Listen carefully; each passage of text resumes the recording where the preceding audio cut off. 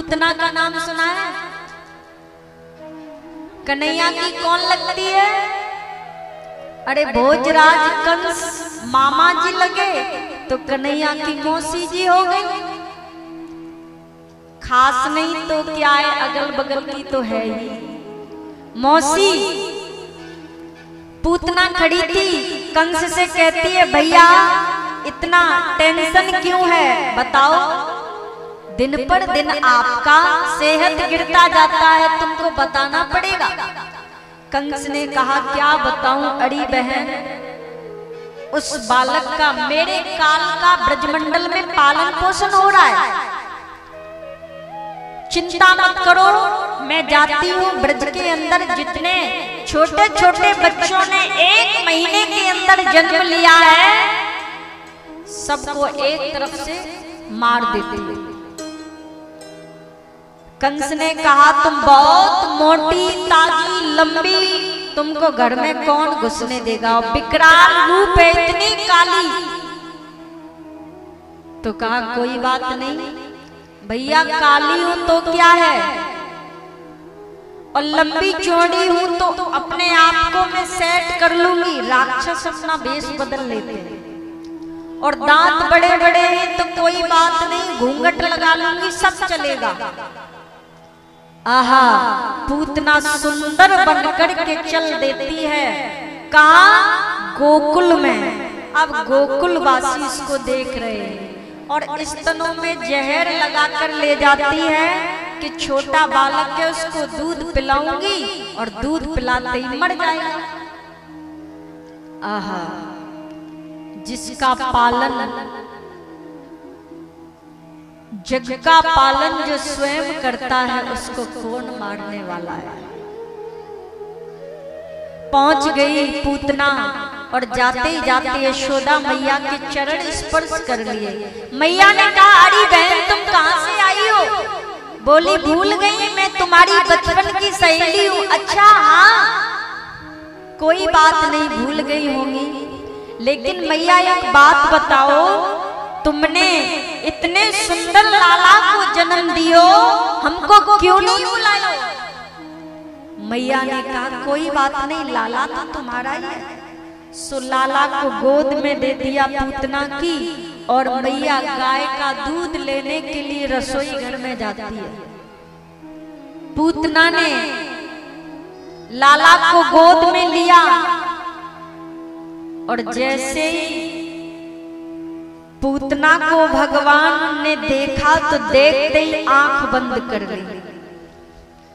सुखदेव जी कहते हैं कि परीक्षित जानते हो पूतना ने नेत्र बंद क्यों किए? एक बात ये बताई है, भगवान के 24 अवतार हैं और 24 अवतारों में 2 ही अवतार सर्वश्रेष्ठ हैं, राम अवतार और कृष्ण अवतार। तो भगवान ने सोचा पहले राम बन के आया तो ताड़िका को मारना पड़ा, अभी ये पूतना मौसी आ गई और ये जहर भर के लाई है स्तनों में, तो भगवान ने नेत्र बंद कर लिए कहीं मौसी को मारना न पड़े।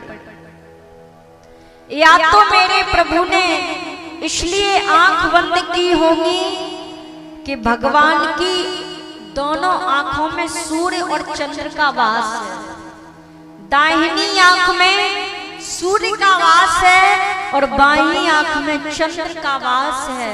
उन दोनों ने सोचा होगा ऐसी उल्टा स्त्री को हम देखना पसंद नहीं करते, संसार प्रभु से प्रेम करता है और ये भगवान को मारने आई है, इसको हम देखना पसंद नहीं करते क्या?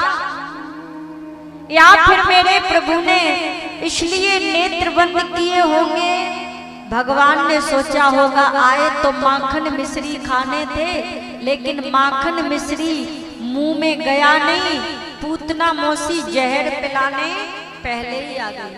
अब जहर वहर पीने का तो हमको अभ्यास है नहीं। समुद्र मंथन हुआ तो भगवान शिव ने करोड़ों टन से भी ज्यादा विष कंठ में धारण कर लिया। और जब भगवान ने कंठ में धारण किया तो भोले बाबा को याद किया होगा, प्रभु आप ही संभालो। या मेरे प्रभु ने गोलोक धाम में नेत्र बंद करके देखा होगा, अगर कोई सीट खाली हो तो मौसी को भेज दिया जाए। अब देखो पूतना भगवान को दूर ले जाती है और दूध पिलाने लगी। दूध पिलाते ही पिलाते बड़ी मुस्कुरा रही है, आज तो ये बालक रहेगा नहीं, लेकिन भगवान ने दूध पीते ही पीते उसके प्राणों को खींचना आरंभ किया। और जैसे ही प्राण खींचने लगे भगवान, उसके पूतना घबराने लगी, अरे बालक छोड़, मुझे क्या होता जाता है। भगवान छोड़े नहीं। 7 दिन के कन्हैया बोल पड़े, मौसी एक बार हम जिसको पकड़ लेते हैं उसको कभी छोड़ते नहीं है, आप छोड़ने की बात करती हो। अब देखो देखते ही देखते मेरे कन्हैया ने पूतना का अंत कर दिया। विकराल रूप, विराट रूप पूतना पीछे को गिर जाती है। ब्रजवासियों ने देखा, आवाज आई तो कहां से आई? मैया यशोदा बाहर निकल के आई कि लाला है ही नहीं। मैया रोने लगी, चीखने लगी, बाहर दौड़ी, ब्रजवासी दौड़े। आहा, पूतना का विकराल रूप जिसके ऊपर छोटे से कन्हैया दुग्धपान कर रहे। एक ब्रजवासी ने नीचे उतारा भगवान को, यमुना स्नान कराया, गौ धूली लगाई, ब्रज रज लगाई और पूतना को आज एकत्रित किया, क्योंकि विकराल रूप था जिसका, विराट रूप। अब अंतिम संस्कार किया पूतना का।